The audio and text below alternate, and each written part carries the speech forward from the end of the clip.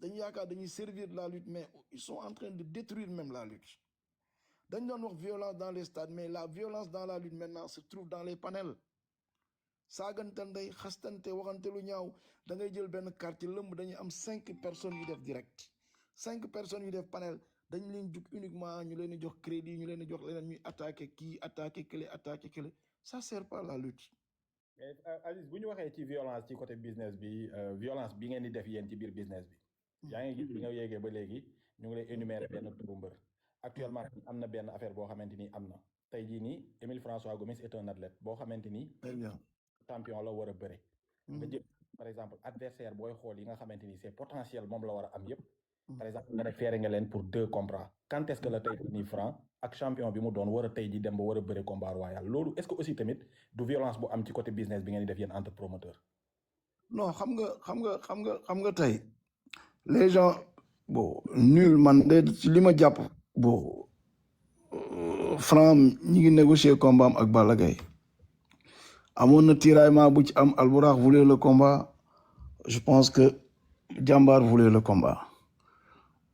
ñu dem ci affaire gentleman agreement parce que moi je dis clairement les choses Balla va lutter Baye laisse les autres organiser le combat parce que Balla Gaye c'est la lutte qui est son métier dafa war a liggéey yow tu fais d'autres combats laisse-le aller faire un combat Balla Gaye dem bëreel keneen c'est-à-dire que aujourd'hui ñun on a atteint notre objectif man sama bopp man objectif bi ma amoon ci Balla Gaye am naa ko parce que 3 ans derrière li tax Albourakh ñëw ci làmb di tëgg làmb tey mun naa la ko wax mooy le fait que Balla Gaye ak Sa Thiès ñu marginaliser le woon ba mënatuñu woon am combat wallahi je le jure sur le Saint-Coran li tax ba Albourakh dellusi ci làmb mooy problème d'adversaire ak problème de combat et de contrat yi Balla Gaye commencé woon a am ak son frère loolu moo tax Baye Ndiaye dem jënd licence pour nekk promoteur pour sauver cette affaire aujourd'hui ñi ngi xëccoo ak Balla Gaye alhamdulilah si Albourakh même sortait de la lutte man de damay gëm ni alhamdulilah parce que maintenant il y a d'autres qui veulent organiser les combats de Balla Gaye c'est bien mais Franc ak Balla Gaye ñi ngi koy démarcher te combat du ko gën a rëy te du ko gën a neex yàlla na sotti ak jàmm donc ce n'est pas aujourd'hui tey parce que tey Sa Thiès est roi des arènes donc moo tax ñuy wax Franc Sa Thiès mais avant que Sa Thiès nekk roi des arènes gars yi yaakaaroon nañ ni Franc bàyyi na ko fi dem bu doon Modou Lo moo kon ne nekk roi des arènes doo dégg mu ko Sa Thiès Franc de doo ko musu dégg le pourquoi aujourd'hui ñuy wax Franc Sa Thiès parce que Sa Thiès est roi des arènes et titre bi Parcelles la ko jëlee les gens de Parcelles pensent que ni seul Franc moo ko mën a nangu jiwaat moo tax mais su doon Sa Thiès daanul Modou Lo tey doo dégg mu ko kenn di wax Sa Thiès Franc doo dégg Sa Thiès Siteu parce que 1 an derrière Sa Thiès bokkoon na ci mbër yi gën a naqari utal combat. ay tontu woo sama question. waaw mooy lan moo tax nga jël futur adversaire u Franc yi mu war a am yëpp. tey jii nii loolu c'est-à-dire que Siteu mi ngi fi depuis 1 an amul combat. Franc depuis janvier ba léegi février ba léegi bëriwul kon kan moo leen bloqué kenn bloqué wu leen ah. Siteu depuis juillet la bëri woon ak Balla Gaye ba léegi bientôt 10 mois Franc depuis février mars avril ba mai 3 mois Siteu mi ngi fi Franc mi ngi fi bu ñu waroon a bëri nañ seen biir est-ce que comprendre nga su doon dañu leen blocage amul c'est-à-dire que nag ma tooñ leen tuuti rek des fois Albourakh à gros dos des fois on accepte c'est pas grave mais Siteu ça fait 10 mois il n'a pas d'adversaire Franc depuis février ba léegi amul adversaire combat Siteu ak Franc xam nga nag làmb ji léegi les gens dañuy clignoter gauche pour jàdd droite dañuy bëgg lii nëbb seen bëgg wax ni lii lañ bëgg ak leneen mais les adversaires sont là de. Ok je vais pas parler de guerre de promoteur mais sa rak di Baye Ndiaye bu ñu nuyu bu baax démb bu mu defee sortie c'était quand même virulent yow sax yaa ngi koy wax quoi ni des fois day tàng et tout ça. mais ci biir waxam on sentait que ni am na loo nga xamante ne Mansour moo ko ci mën mi ngi ko naan soo mënul tëgg combat bi sax dinaa jël 20 millions yokkal ko comme si da koy danxaafu quoi en quelque sorte nan la demee noonu exactement et te instant yi nii tamit bon on l'a dit tout à l'heure faire ngeen quasiment 90% des gros lutteurs ci VIP du ñëpp bien sûr mais tey en cas que par exemple Balla Gaye numéro 2 ak ki nga xamante ne ni moom mooy Franc taxawul est-ce que vous êtes prêt tëgg Balla Gaye numéro 2 ak beneen mbër. bon man comme li ma la wax rek xam nga tey docteur mi xam nañu dara man pour mettre Balla Gaye à l'aise et pour mettre waa jàmbaar à l'aise, je ne me suis même pas mêlé de la discussion ou de la négociation du combat. Parce que comme dañuy taxé yaakaar dañu bloqué Balla Gaye dañ koy nangam man dama mettre tout le monde à l'aise. Y a personne boo xam ne nii tey man maa ngi wax na ni man dugg naa dans les négociations ñu am na nag certaines personnes yu ma ci woo waxal Balla Gaye mu nangu lii waxal Balla Gaye mu nangu la mais comme ñoom ils ont allé directement négocier avec Balla Gaye te Balla Gaye suma relation ak moom nit bu ngeen demee ba tuddante doom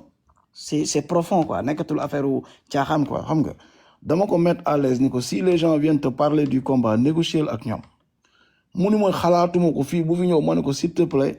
tu es libre après de me rendre compte ñu discuter mais yow waxaaleel ak ñoom ngeen dem directement te loolu musul am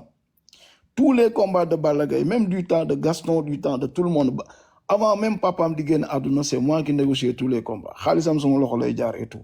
mais cette fois-ci je voulais même pas que ñu yaakaar ni man dama ci am benn rôle bu ma ci jouer dama ko mettre à l'aise ci mbedd mi laay dégg ba léegi nii ci mbedd mi laay dégg ñaan Balla Gaye fay nañ ko nangam mais moi boo xam nga des fois je suis pas un donneur de leçon de damay joxe sama xalaat rek parce que tem nga wax ñu ni Aziz nee na lii dama bëgg rek ni yu mel nii nit daan na négocier combat ba mu jeex tey benn nit mënul génn wax la ni la Modou Lo lii la ko Baye Ndiaye fay dañuy à peu près di wax rek te négocier na combat am ak Biram Ñing ba fay ko te kenn xamul ñaata la ko fay Sa Thiès son dernier combat bi passé kenn xamul ñaata lañ ko fay ku dul manager am ak moom xamuñu ko un cachet de Balla Gaye nit mën na ko négocier discrètement mais dégg goo ba léegi ñuy wax cachet franc lii la wala leneen c'est-à-dire blocage bi di ci am mooy même Balla Gaye des fois ça lui frustre quoi ñun wax woyi fay nañ ko lii ay journaliste génn naan 10 millions moo ci manqué 5 millions moo ci manqué je pense que ni man de li ma xam ci Mansour c'est quelqu'un de très discret c'est quelqu'un de très silencieux quoi pour wax dëgg rek c'est quelqu'un qui gère ses affaires dans la discrétion ñi nekk autour de lui nag di wax wala di génn ay wax nañ ko dimbali ba bañ a génne discussion bi ñuy génne ci mbedd mi naan diw fay nañ ko nangam lii moo tax parce que Mansour man de xamaluma ko loolu li ma ko xamal mooy ku téye làmmiñam la ku yaru la nit ñi mën nañ ko wax fukki mbir mais il ne réagit yar laa xam ci moom ak teggin wax dëgg yàlla pour wax ak suma bàmmeel xamuma ci ñoom seen famille benn yaradiku wala benn ëppal wala benn dispersion comme ni ko gars yi di doxale te gëm naa ni combat léeg-léeg mbër dina wàññi cachet sax ngir bëgg a bëre et je pense que ni ñoom seen discussion ak Balla Gaye comme ñu ngi koy mëne nañu gën a dem rek sur la discrétion ba kenn du xam li ñu seq ak moom te gëm naa ni ñoom combat bi c'est très normal ñu bàyyi leen ñu tëgg ko parce que ils ont beaucoup investi sur franc seen mbër la seen produit la c'est très normal ils ont créé une écurie jàppale leen ba ñu egsi ci benn niveau donc c'est très normal ah man loolu j'ai vu que ni y a rien de mal là-dessus mais bàyyi il faut le comprendre des fois nag xam nga làmb ji moom dafa bari ay coups yu métti yoo xam ne des fois tant que nekk au centre des choses doo ko yëg te mbër yi nga xam ne dañu yaakaar ni des fois dañu fiable da ngay woo mbër mu enregistré la boo paree mu jël ko renvoyé ko promoteur wala nga invité mbër sa kër invité ko sa bureau wax ak moom ay wax mu génn dem ci kër beneen promoteur bi ne ko promoteur diw kat woo na ma nee na ma sama combat bii kat liñ ma fay dafa ndaw dafa nangam léegi dañ lay envoyé ay vocal man Sa Thiès ñëw na fii sama kër jour boobu ñuy wax dañuy reer fii la toog sama kër promoteur woo ko fi mu tàllal téléphone bi ni ma mi gis nga diw mi ngi nii di ma woo rek boobu léegi Ada Fass mi comme ni nga ko déggee démb Baye Fall di ko wax nan la nit nekk ci contrat ñu nekk ci benn problème di ko régler ñeneen di ko woo naan ko kaay def nangam c'est-à-dire yooyu moo lay frustré rek mu génn explosé mais je sais que ni démb yaramam tàng na tuuti. yaramam tàng na ba mu jàll sax ci Émile François Gomis bi la takki na la tegal say bien bu combat bi taxawee et tout loolu bàyyi la mal pris est-ce que tey jii da nga jàngat ci communication bu quelque chose de dépassé. non comment non man vraiment y a des personnes yoo xam ne man amu problème man j'ai un gros dos moi on m'a attaqué sur tous les bords mais vraiment j'en passe pour cette question moom je préfère ne pas y répondre quoi sérieusement y a pas de problème y a pas de problème je laisse tomber quoi vraiment. Ok alors Assane après nga ñëw après je pense qu'on a quand même fait le tour. Assane su ñëwee après on pose une dernière question. en fait man li ma si gis instant pour man fi ñu nekkoon ñoom si point mort instant dafa am négociation boo am entre Albourakh ak Ada Fass bu amee ba pare après aussi faut que Sa Thiès ak moom def deuxième combat am une possibilité que Ada Fass mun see bokk ndax Sa Thiès bu ñu dégg moom il rejette catégoriquement Ada Fass nee na dafa gis lu tax muy bëgg ak moom il l'a dit. non mais il faut le comprendre xam nga Assane. waaw la réponse de Sa Thiès des fois mbër yi da ngay gis nga ci contexte bu nekk rek xam nga aujourd'hui démb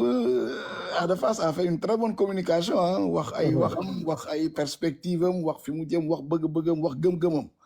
xam nga mbër itam des fois du ñàkk ni mbër yëpp a ci yem du ñàkk ci yéen ñi léeg-léeg benn ngeen def benn débat sur un lutteur bu paree mbër mi jël téléphone am xoos leen wax leen woy pourquoi nga wax ma lii pourquoi nga wax ma lëlee mbër yi il faut ngeen leen comprendre mais ñun ñëpp rek gis nga lii ñuy def nii ah ñun ñëpp ay accompagnateurs lañ nañ leen accompagner dans le bon sens nañ leen gën a édifier ñu xam ni ñun ñëpp ñoom la ñuy utal xaalis sa waay un sportif africain localement